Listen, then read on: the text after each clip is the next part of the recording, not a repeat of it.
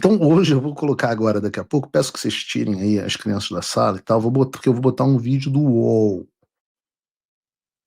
Vou botar um vídeo do UOL, e eu sempre falo para vocês, né, um vídeo do UOL de aproximadamente 3 minutos é o equivalente a um passeio em Chernobyl por 3 minutos. Faz muito mal à saúde, mas então tirem as crianças da sala e prestem atenção, porque o UOL agora está reclamando que o processo do Rumble contra o Alexandre de Moraes nos Estados Unidos está em sigilo. Sim, você não ouviu errado. Os jornalistas militantes de esquerda do UOL estão criticando os Estados Unidos porque a juíza do caso classificou o caso como sigiloso. E eu não vou falar mais nada, eu vou botar para vocês ouvirem o vídeo que eu tirei do Twitter do Mafinha. Bota aí, Brunão, pra gente ouvir. Que fala sobre esse caso envolvendo Alexandre de Moraes, que tem sigilo, troca de juíza e inspiração na Casa Branca. Assunto também importante que tem a ver com os Estados Unidos e tem a ver com a justiça também. Essa ação judicial dos Estados Unidos da plataforma Rumble e da Trump Media contra o ministro Alexandre de Moraes foi colocada sob sigilo. O processo foi apresentado no dia 18 de fevereiro em uma corte da Flórida, no mesmo dia em que Jair Bolsonaro foi denunciado pela Procuradoria-Geral da República na investigação sobre o golpe. Inicialmente, o caso foi atribuído para uma juíza nomeada por Barack Obama em 2009, mas alguns dias depois ele foi ouviram isso para aqui? uma juíza de uma corte inferior nomeada por George W. Bush. A nova juíza permitiu que o processo fosse mantido. Não foi de uma corte inferior. O fato de que a denúncia mostrava falhas e a falta de documentação. Mas a audiência e a transcrição foram colocadas sob sigilo por tempo absolutamente falso essa parte. A juíza é da mesma corte, do mesmo tribunal, e não foi nada de material, pelo contrário, a juíza deu tudo que o Rumble e o Trump Media tinham pedido. Mas eu já falei sobre isso em outros programas. Indeterminado. Estranho, né, Josias? Quer dizer, não sei se é estranho. Essa articulação ali, mostrando, quer dizer, eles estão relacionando uma coisa a outra mesmo, é isso?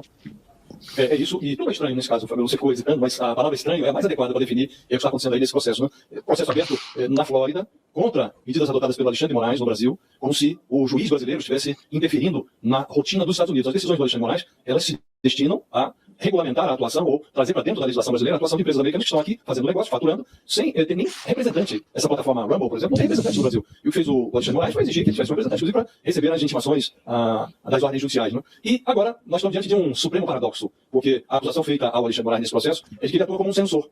Então está censurando usuários das plataformas dessa Rumble, e uma empresa de mídia pertencente ao Donald Trump se associou à Rumble nesse processo, e a acusação é de censura. Aí eles colocam sob sigilo no processo. Então eles acusam o Alexandre de Moraes de censura. E o nosso companheiro, o Jamil Chad, foi lá para tentar obter a cópia dos autos, né, para fazer uma reportagem, e aí descobriu que está sob sigilo. Então é muito paradoxal isso, né? Acusam o Alexandre de Moraes de censura, e a meu juízo até o Alexandre de Moraes já deveria ter levado à vitrine as suas decisões, que ficam permitindo que o Alan dos Santos, por exemplo, só vai até aí. Relacionados ao Alan dos Santos. Pediu para retirar perfis do Alan dos Santos, desse Rumble e de outras plataformas, não foi obedecido e adotou providências judiciais. Né? Então, o Alexandre devia já ter divulgado as suas decisões, é o que motivou essas decisões, mas aqui estamos diante de um paradoxo. Acusam a justiça brasileira de censura e lá impõe sigilo ao processo, por quê? Então parece de fato um grande paradoxo, e como disse Fabio no início, é tudo muito esquisito, né? E parece muito articulado, porque agora o Congresso dos Estados Unidos está se equipando para aprovar, parece que vai ser aprovado, porque o Trump é majoritário, embora a maioria seja pequena, ele tem maioria no legislativo americano, e tudo indica que vão aprovar aquela proposta que já passou para um comitê lá que se equipara à Comissão de Constituição e Justiça da Câmara, aqui no Brasil, tudo indica que a Câmara e o Senado dos Estados Unidos vão aprovar aquela proposta que proíbe o Alexandre de Moraes, sem fazer menção ao nome dele, de entrar nos Estados Unidos. Né? Então, aparentemente, há uma grande coordenação e é tudo muito esquisito.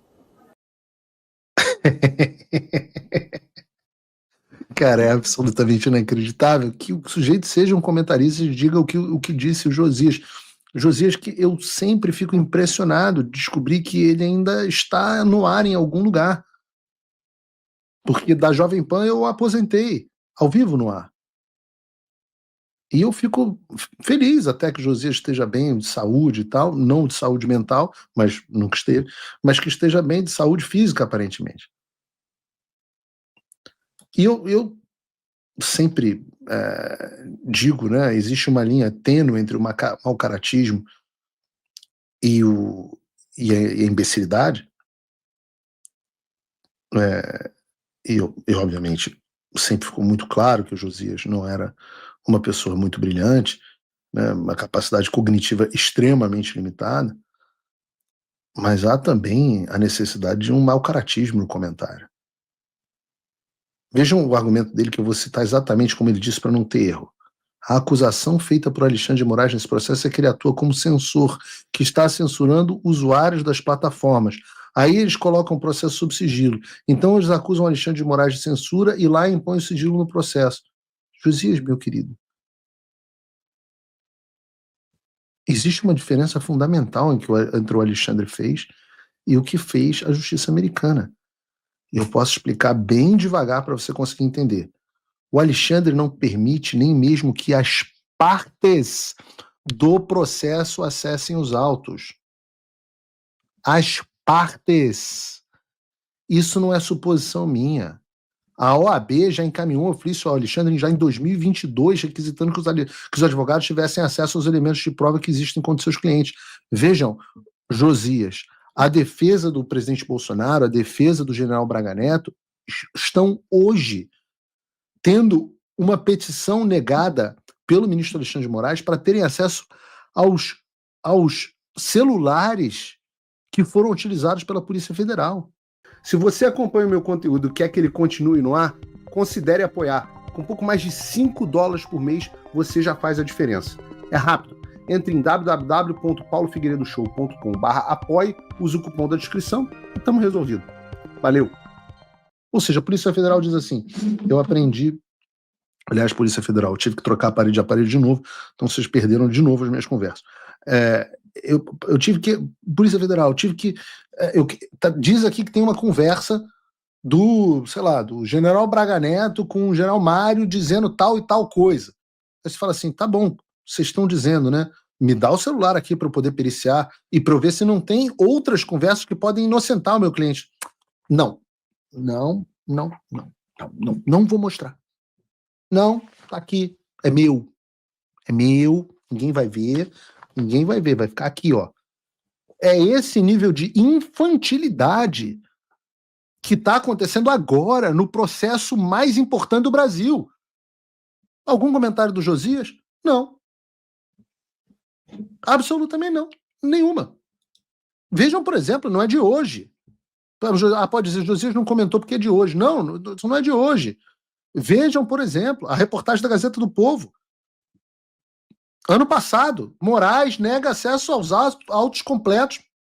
Advogado de Alan dos Santos.